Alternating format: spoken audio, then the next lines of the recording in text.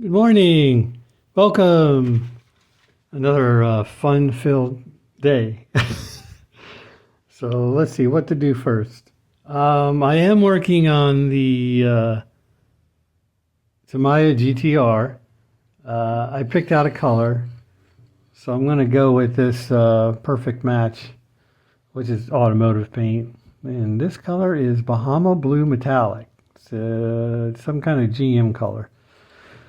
And it looks like I tested it on a spoon, so it will more or less look like that. I went ahead and primered this, painted it, and cleared it, and didn't have any issues. And that's the important thing. You don't want any kind of funky chemical reaction. But the fact is, I've used this paint, this kind of paint, many times. It's automotive paint, so it works just fine. You just have to make sure you use a primer as a barrier. You wouldn't want to shoot this on regular plastic because sometimes I've used it so many times over the years. I believe there have been times that will etch the plastic. So you have to use a primer. I use an automotive primer by Duplicolor, which I've used on models for a long time, only because it sticks to anything. It sticks to plastic, resin, it sticks to vinyl models, sticks to metal, and that's why I generally use that. I also use Tamiya white primer if I need something to be white, or on a plastic kit a lot of times, and it's Tamiya paint or testers or something, whatever.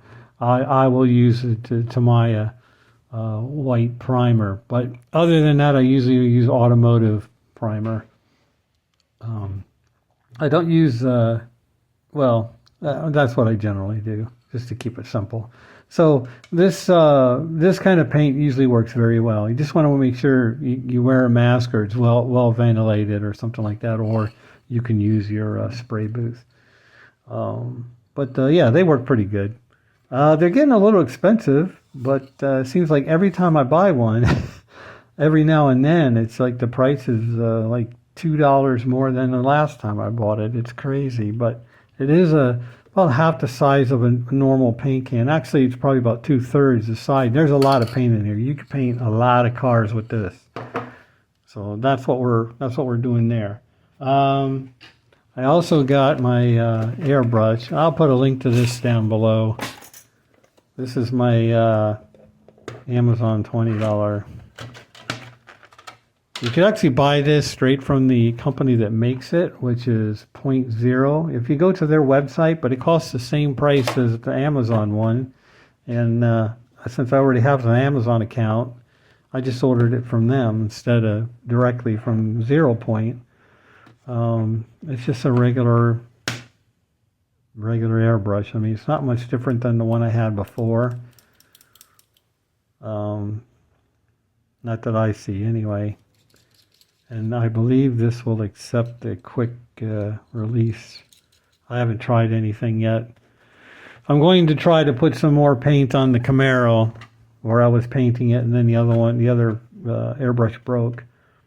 So I still have some of that green paint left, to hopefully enough to paint the other parts on the Camaro, and then I'll use this airbrush for that. This was around, I want to say it was $20. I watched some videos, and some people said it just wasn't much different than any other airbrush. Of course it's made in a CCP, so. Whatever. There's nothing I could do about that. We'll give that a shot. I also bought some of this. This is a Badger. It's needle juice for a airbrush. I used it on the airbrush that broke, and boy, the difference was like night and day. It was unbelievable. I couldn't believe it. I'm like, yeah, I'll put a little bit of this in there. It says use a drop. And that's what I use, just a tiny little bit inside where the needle slides in. I slid the needle in back and forth a couple times. Man, that was like magic. I couldn't believe it. It's not a Badger airbrush. I don't think that really matters, or it didn't seem to matter when I was doing it. But wow, that stuff, you got to make sure your airbrush is clean according to this. You can't mix this with your paint or nothing like that. So generally this goes on the inside of the airbrush where the paint's not really getting. So, but I bought that. It was relatively inexpensive too. I was surprised. And I'm telling you, if you're only putting a drop in there, this would last. I wouldn't be surprised if it lasts years, unless you do airbrushing every day.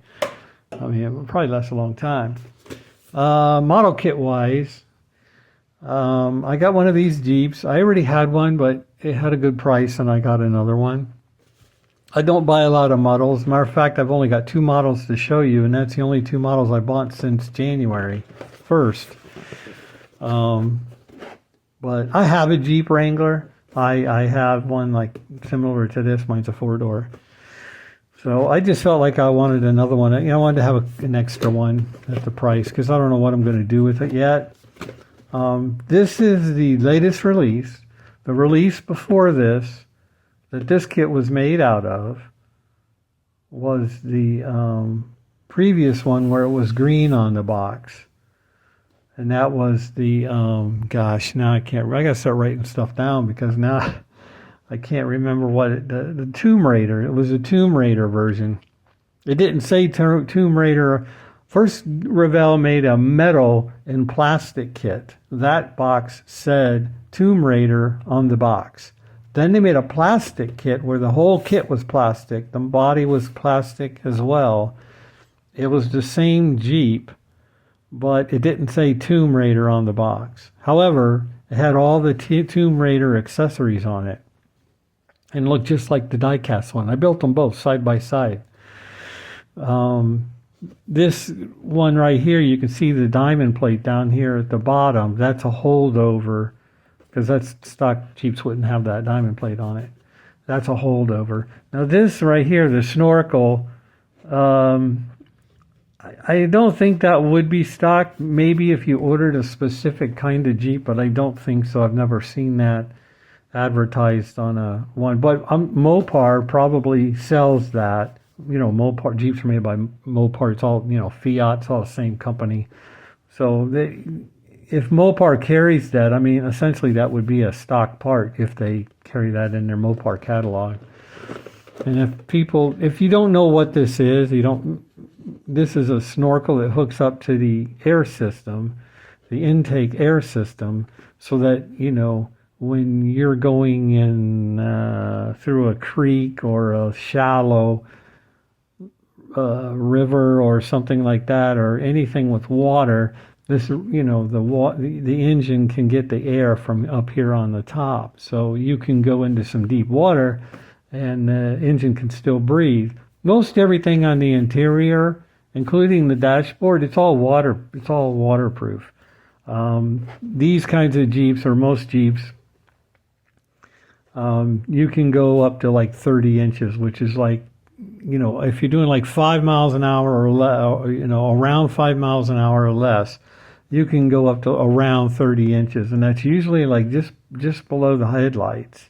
So you can go in about that much of deep water just stock right off the showroom floor. You don't really even need this because the air intake is way up here behind the headlight. So it's pretty high up. Yeah. There's something else left over here, I thought, from the Tomb Raider kit. See, now you can see here, it's diamond plate on the back of the Jeep for the tailgate. That has a diamond plate pattern on it. That's a leftover from the Tomb Raider version. So they didn't entirely make it 100% stock, but it is closer to being stock than the original Tomb Raider version, which was this same one. It had different wheels. I don't think the tires were as big. I mean, the Tomb Raider one had some big tires on it that were like, I don't know if they were Dick C-Peck tires or something like that, but they were huge.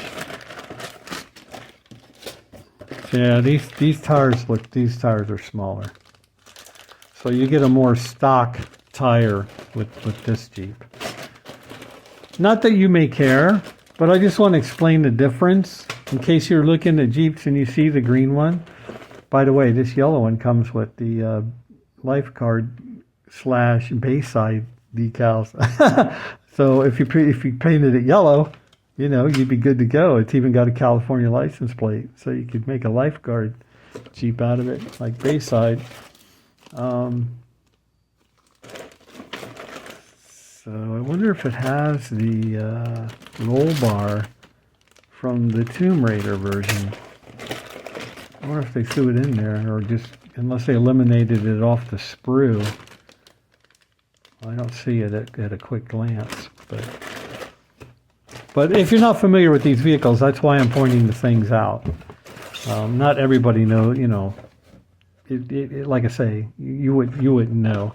And this piece here, you'll see this piece here that connects across, like on the roll bar, and that's actually like that's where the stereo speakers are in this section. That's a part of the sound system too that goes across the top there. It's also the roll bar, but it also has the sound system in it. And that's about it. I mean, the rest of it's just a traditional Jeep with factory wheels. So, not that I'll build it necessarily factory. I don't know what I'm going to do with it, but like I say, this is the second one. I have another one that's sealed. The other kit that I bought, yeah, I paid for these. They weren't donated to me. Nobody gave them to me. I had to pay money for them. I've been wanting this kit for a while. I've been looking at it, and one day, of course, I went to Hobby Lobby and they had 40% off, so I did buy this one there. I would have bought the other truck, the other 63 or whatever it is, you know, the one that has the integral bed and cab, but they didn't have that kit. But this one, I've been wanting one of these for a long time, and I've always wanted to build one of these trucks as a 4x4. So that's why I got it. And it also comes with a trailer, which comes in its own separate bag. I keep the bag out of this box because there's so much stuff in this box. There are so many parts to this truck and this trailer. I don't want to force them and, you know, squinch them down inside the box, so I just keep the bag out. But that's pretty cool with the trailer. I don't know what I would do with that, but hey, that's an added bonus. I mean, I'll take it. But yeah, this truck's going to be 4-wheel drive. I've got to convert it, at least in the front. Well, I had to do something in the back as well. I've done that before on one other pickup truck, I think, years ago. So, but when I see this truck, you know, I have a picture somewhere. I should have looked it up for the video. I may try to find it and then stick it at the end of the video if I do find it when I go back inside to my office. I can find it. My computer's not in my model room. It's inside my office in the house. So I can't, you know, that's why sometimes when I'm talking about something, I can't just look it up on the computer while I'm here. So yeah, I have a picture of one of these trucks that looks more like a forestry truck, and it's a 4-wheel drive, and it has an old style, like before 4x4s were real popular. I mean, it was probably a, what do they call them, a Quigley or a Marmon 4-wheel drive system or something like that back then, where, you know, wasn't necessarily 100% factory. Ford would put them, and Chevy and Dodge would put them on the truck, either, I don't know if they did them at the factory or the dealer, but they were like an aftermarket 4x4 system back in the day. So you know, this picture that I have, this photo, shows that truck with like these tractor type wheels on it, because back then it's either a military tire, but I think it looks more like a tractor styled, because they didn't make specifically off-road tires like back then like they do today, all different kinds of stuff. So it looked pretty cool, but I think that's what I'm going to do with this when I get around to it. And you've probably seen plenty of reviews on this, so I'm not going to go through all that. That's easy to find, but it is cool. It comes with the bumper, comes with Gulf service to make a gas station truck. I would imagine it would come with the light as well. And then, of course, fender skirts, and I would never use those. A louvered hood, I would never use that. and a cool looking trailer. Nice little gas can, fire extinguisher, toolbox. So that could be interesting. It's molded in white. That's awesome, right? So that's what I got. I mean, that's all the other things I've really gotten. I already have kits, so I have kits to build, so I don't buy a lot of them, and I only have so many funds, so as most of us do. And, hey, I knew when I thought I was done, and I was not done. I wanted to show you this too, because this is the four-wheel drive parts from a Mobius four-wheel drive truck. So it has the frame, axles, springs, all that stuff. And I bought this off eBay. It was a lot less money than buying the whole kit. It says 72 F350. I'm not sure what that is, but I think it might have been the tow truck version. I'm not sure. Let me see if the directions show. I mean, I don't really care which version it is. It could have been an F-150. It makes no difference to me.